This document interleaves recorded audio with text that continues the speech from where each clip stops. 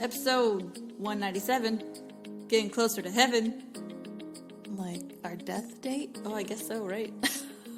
That is true, but maybe, how about sanctification? Does that rhyme with 7? 197, sanctification. And say it like theater. And just say sanctification. I can't do it. All this to say, we are in the sanctification process. This is the Witty and Gritty podcast, by the way. Yes, welcome. In your car, and you're listening to podcast, does it ever just like jump to the next one? Oh, yeah. Yeah, that does. Or it jumps. Still us. Brooke and Faren, still here. It's the only one you're subscribed to, so we get it.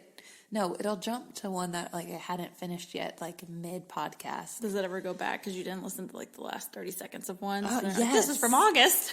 Yes, and then it's like the outro. Anyways. All that's to say, sanctification, that's correct, because we're in the second half of Ephesians, which is how to live out the gospel. So there we go. We've gone through chapters 1 through 4. If you hadn't had a chance to get your Holy Bible and read those, make sure you do that as soon as you can. Holy Bibbly, I haven't heard you say that in a while, Brooke. Holy Bible. Always brings a smile to my face. All right. So 1 through 3, those chapters were snapshot of the gospel. 4 through 6, how to do the thing. How to be a human. Last week we gave you Human 101. Yes. How to Human 101. This week we're going to read from chapter 5. So yes, chapter 5 is your homework this week.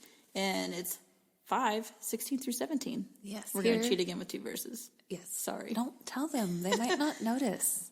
Okay. It just sounds like a bunch of numbers. It's a run-on sentence. Yeah. We didn't pick the numbers, people. Yeah. Okay? I'm glad I didn't. That wasn't my job. That'd be hard.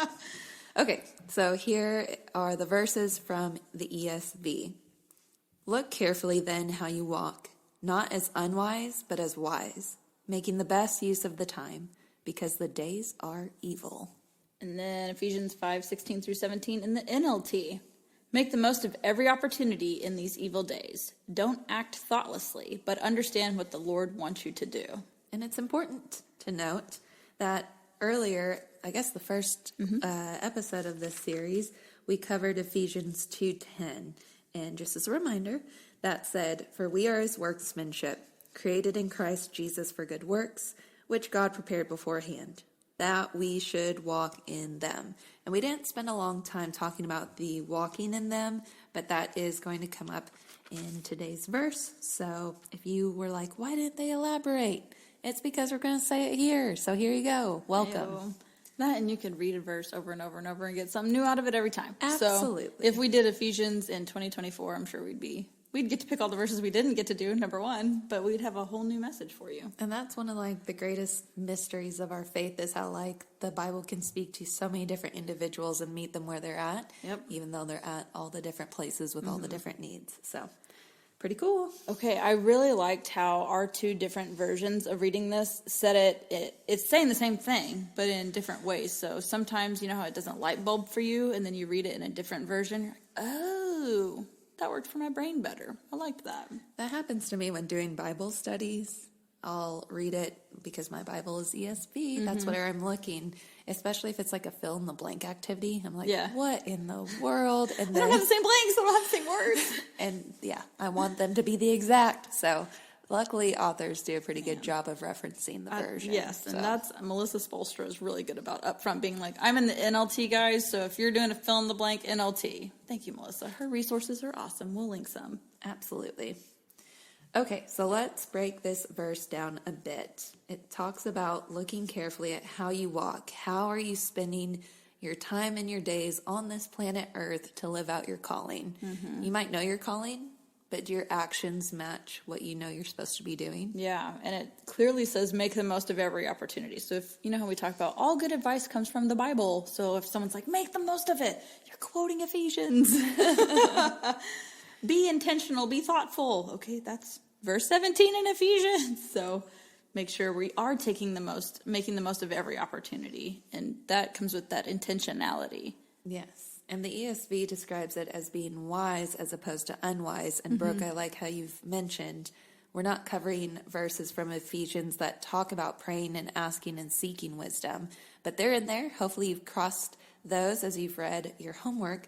But when thinking about if you're making the most of your time, you might be doing a lot. It doesn't necessarily mean that you're not doing anything and being lazy. You might have a lot on your list of what you've done and how you spend your days. But something, as we talk about what to pray for, could be, are you being wise in how you're spending your time? Yeah, maybe a good indicator of that is, how are you feeling at the end of the day? Are you exhausted from being busy? Is that the phrase you would say? Wow, I'm just exhausted from being busy. So what do we do on all that busyness? Or it's like, oh yeah, I'm tired, but I still have a smile on my face. I'm feeling joyful. I'm feeling filled up.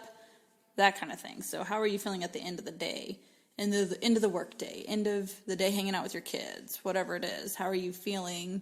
And that might be an indicator of, what are we missing there? Yeah, you can be busy and not productive. Get nothing done. I think of it too as like having busy work as a student or giving busy work as a teacher, because you just need them to be contained and not lose their mind, so you can submit attendance or respond to all the emails. Or Dang, attendance, how often did you get that phone call? Faren, will you please submit your attendance? Or were you that person, or were you like 9, Brooke, 10 every time? Let's just guess. Wait, go ahead. Are we opposites again? You already know. Did you the have answer someone to submit this. it for you? And they would tell me, Timmy, get up here. Take roll. They would tell me to like set my alarm on my phone, right? Okay, but then you got to do that. And no, I didn't leave it on all the time, because then it's on the weekend. And I know you can do that, but that's so many more buttons to choose Monday through Friday. So you know what? I had a friend who would just happen to come by sometime before attendance was due and ask me about something else, but also say, oh, I'm so glad I got my attendance done. Or, hey, I just got my attendance submitted and I was going to come ask you. And so they were really cool about it. Made me feel like a grown-up, but were definitely momming me, and I loved them for it. Oh, that's so funny, because I'd have been like, Faren, submit your attendance. Yeah. Hey, you know what? That's it. It was a personality thing. It had nothing to do with my feelings, but I appreciated Well it. done. Yes. See, we need people not like me in the world. And sometimes they wouldn't check until a certain time of day, so I'd still submit it late, but it was submitted, so I didn't get the email, but, it wasn't on time. We know how ADA works anyway, people. Okay, neither here nor there. We're going to make the most of these opportunities, right? So you're going to pray about, hey, God, am I using my time wisely? I think that will be a very clear answer, especially if that's the first time you've talked to God today. Yes. I said it. All right, so when you are praying too, I like this. Brooke brought up the point about reframing your time, and that's such a season I'm in. I feel like I'm spending my time wisely, but I've flip-flopped when I do those things. Yeah, and it might just be, you know what your priorities are, you just need to rearrange them. You are a good manager of your time, you just need to put it in different spots. Yes. So my brain works best in the morning. I don't know that it's really been that way forever, but definitely since kids. By the end of the day, I have zero brain power to say write or create content. And so I found myself spending most of my morning working out, which isn't bad. That's a good way to spend some of your time. Thing. Yeah. Relieve stress, all the deals. Doing a Bible study, also a great thing. Doing a gratitude practice, and planning out my day. Let's just pick those, because it could get carried away. Oh, I'll do one more. And then getting the house in order. That way I'm not so distracted. Okay? All great things. Yeah, But, you don't want to remove any of those. yeah, none of those are wrong or sinful or what have you. But reframing it, I have now chosen to, because I'm working from home, which is new, but I'm going to do custodial duties outside of working hours, because that life went on when I was working and could only do those outside of working hours. Right. And so since I don't want to work in a messy house, sometimes I even clean ahead for the next day. That way I'm not spending my morning cleaning. Another thing is moving my workout to the afternoons when I feel like I could fall asleep and can't type one more thing. Get some natural endorphins. Yes, I'm going to work out because that doesn't require a whole lot of brain power, and it makes me feel more energized afterwards to, as you have mentioned, the witching hour with kids. A gratitude practice is great, but maybe that's not my writing time in the morning. So I've moved writing in the to-do list to the night before. So that's great. And I don't remember Bible study. Now this one you're not all going to love, but I've gotten up an hour earlier. Not that the whole hour is the Bible study, but it takes me a while to like turn the alarm off, brush my teeth, pour my coffee. All important. Yeah, necessary if we must say it that way. But that is how I start my day. And hey, do you want to nerd out about I do. the I love to nerd out. RAS? Yes, I do. Okay. The Reticular activation system. yeah, and so the idea is like your brain is looking for what patterns, and If you look for the bad, you will always find the bad. If you look for the good, you'll always find the good. If you're looking for a red car, you're going to see every red car ever. yeah. So if when you wake up in the morning, that part of your brain is looking for what are we looking for today? It's looking for a dopamine hit. What do Yes. people reach for first? Probably. Their phone. Right. What could we reach for instead after alarm? Bible study. So I have kept that there intentionally, but because that was taking a lot of time in the morning, I enlisted waking up earlier. Very good. And it didn't happen overnight, but now I love it and crave it, and I'd be sad if my alarm didn't go off or what have you. And if you aren't on flexible hours, that's not an excuse. You just need to reframe your time. We'll make a time audit and we'll link it. Actually, just email us, wittyandgrittypodcast@gmail.com, and I'll send it to you. I'll try to find a way to direct link it somehow. You're going to want it, guys. I know that I could use a time audit, but I wouldn't be super crafty at creating the thing to do that. And Brooke, that is her skill set. I've recently learned that the spiritual gift is technically called administration, which means you're really good at systems. Boring. Whatever. But everyone that doesn't have that skill thinks it's awesome. Cool. Thanks, Faren, for speaking life into me. You're welcome. So yes, time audit, it's important. It's simple, easy to understand, and then it just takes you asking God, what is the best time to put these priorities? You don't have to ask yourself, because sometimes yourself doesn't make good decisions, right? So ask God about it. So we said, praying, you're going to see, God, am I using my time wisely? 2, God, I believe I'm doing the right things. Maybe I need to reframe the order. The other thing is, are you capitalizing on the time spent on the different things? Yes, your version says making the best use of time. My version says don't act thoughtlessly, but understand what the Lord wants you to do. So one way to do that is pray for your interactions. Whether it's you're going to the gym or you're going to pick up kids, whatever you're doing and interacting with, how can you make the most of it? You have to be in the pickup line. How can you make the most of it? You have to feed your children. How can you make the most of it? I think of something that we've talked about with coaching, and a really good athletic analogy is I could go to the gym for an hour and someone else could go to the gym for an hour, and we would have looked totally different. If I'm on my phone every 3 minutes and I'm not getting in a lot of reps, but they're killing it, they're going to see a lot of progress sooner. Same thing with kids in sports. They might show up to every practice, but the kid that's getting in way more reps in practice, hustling more, getting more opportunities in practice, they're more likely to be the ones getting more minutes in the game. Side note, back to athletics, still on athletics, but the reason he got so good, not being on the field, he was doing a mental rep every time the quarterback was doing one. As the quarterback was getting an actual physical rep, in his mind, he was playing the whole game and looking at and seeing the field. That's how he had such good vision of the field. If you have a hitter and you keep hitting into the block, or you keep hitting out of bounds, or you don't see the open space on the court, whatever it is, that you need to be getting the mental reps. So if your kid is sitting on the bench, which is really hard for someone who did excel in athletics, watching your kid sit on the bench can be hard. You have the power to be like, hey, get a mental rep. That is your job right now. Your job on the bench is not to just sit there and warm it. It's to get a mental rep and encourage others. I feel like we saw instances where players would be on the bench, they'd get their opportunity to go in. And suck it up. They were but like the coach saying, you are making the same mistakes that I told you so-and-so was, and you went out there and did the same thing. Not So paying you're attention. out.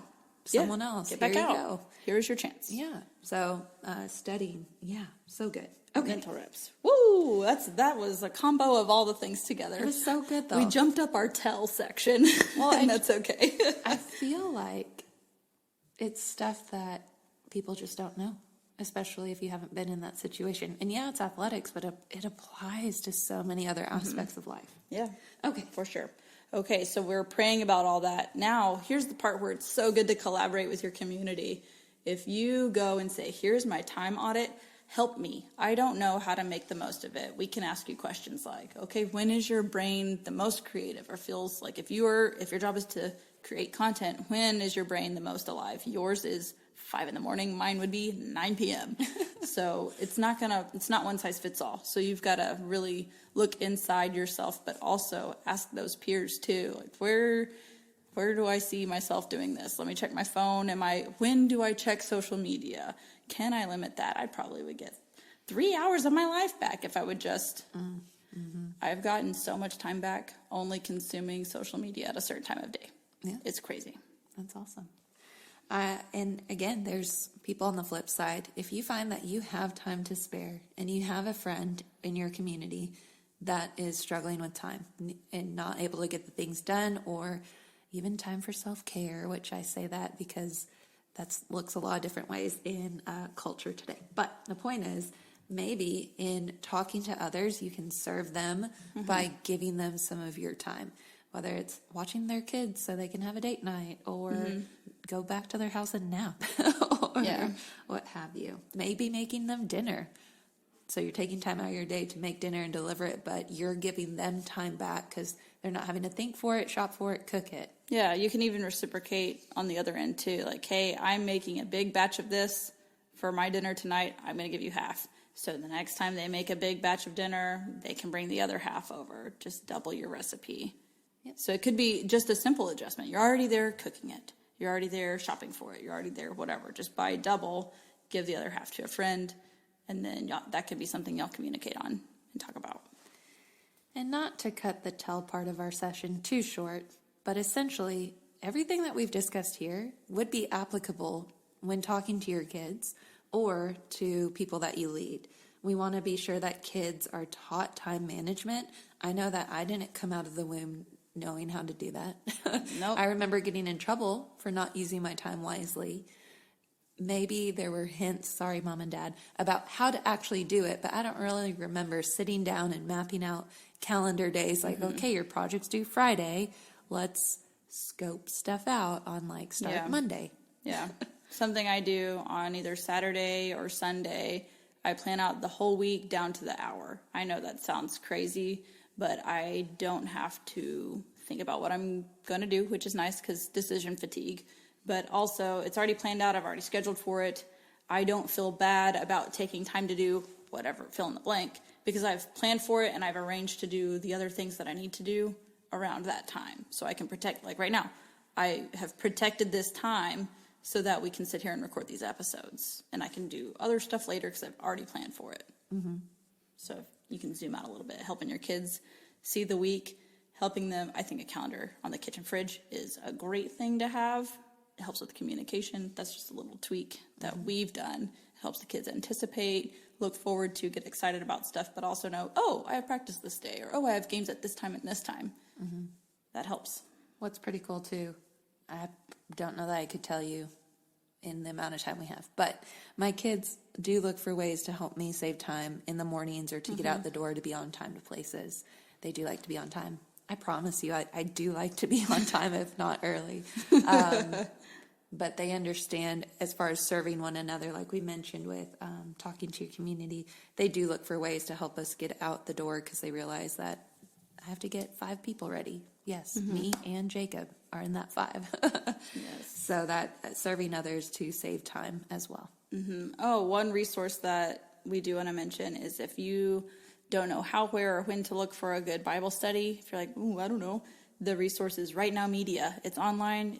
You feel like you're sitting there watching TV, but you're actually growing, and they have kid videos too. So yeah, if you're spending a lot of time watching TV, Netflix, Disney Plus, shout out. Yeah, instead of turning on Encanto or whatever, turn on an episode of Heroes and Friends, or turn on an episode of The Chosen, or turn on an episode. I mean, they have on RightNow Media, they have story series. Like you could watch Esther, the story of Esther, in 24 minutes. You can watch the story of David and Goliath in 24 minutes. So it's enough, but it gives them that dopamine hit, but also they're learning. Eat your snack at the same time. How much can we stack together in 24 minutes? Perfect. All right. I like this episode a lot. Me too. I could talk about time a whole lot. You're so good at it. Oh, but we are out of time. Okay. Bye. That's all we've allotted. Yep. Sorry. Bye.